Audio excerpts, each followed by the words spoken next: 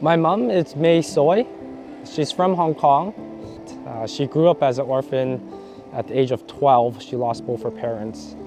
Later on, my dad passed away when we were at a young age, so she took on the duties of raising 2 children on her own.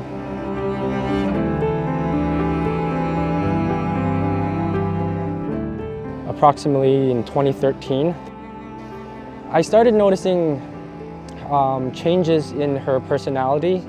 We received her formal diagnosis after working with Dr. Roger Wong. In 2019, the cognitive domains had declined to a level that met the criteria for a formal diagnosis of dementia.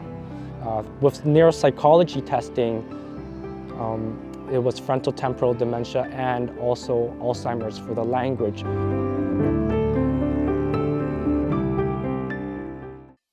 其實任何患咗腦退化或者失智症嘅人士咧，及早診斷係非常之重要，因為診斷咗之後咧，唔單止我哋可以給予佢適當嘅療程，無論係藥療或者非藥療，其實對佢哋嘅家人照顧者咧，佢哋嘅支援咧係越早越好嘅。On January 2016, I was involved in a life-changing accident.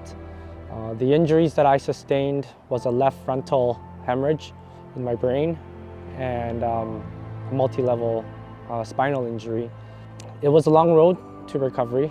I believe the brain injury has allowed me to get a glimpse into how my mom's world is, and that allowed me to connect with her and also learn about myself.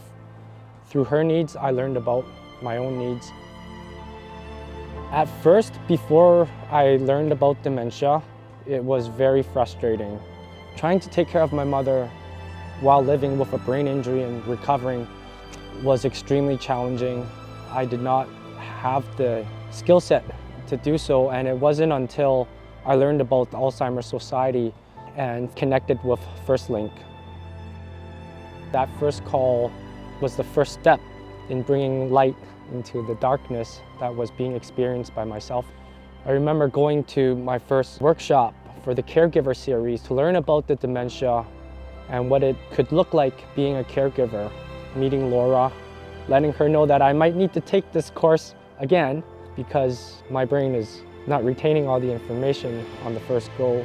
The skills, the webinars, the phone calls, it gave me that voice to say, I could try again. And it also gave me the permission to, it's okay to take a break. It's okay to rest. I hope that people know that the FirstLink Dementia Helpline is a real resource for them. And I think a lot of people still think that they have to walk the dementia journey all by themselves, and it's a very isolating journey to begin with. And we're here so that we can support people and so that we can listen to them. We all have experience with dementia. We can give tips and techniques, and it's a real way for people to get that support and that information along the way. So it's quite unique in that way, and I think it's a really beautiful thing.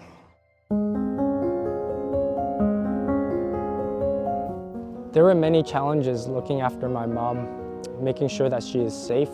One of them is when it snowed, she thought the snow was dirt, so she washed it away with buckets of water, creating ice on the steps.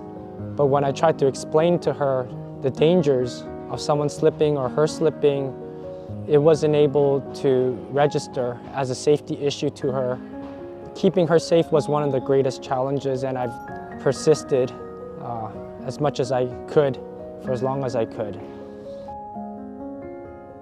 In the moment, in those situations, it's just panic, and that's where the helpline was able to give me that perspective that the world is different for her. What's going on? Some dots are not being connected.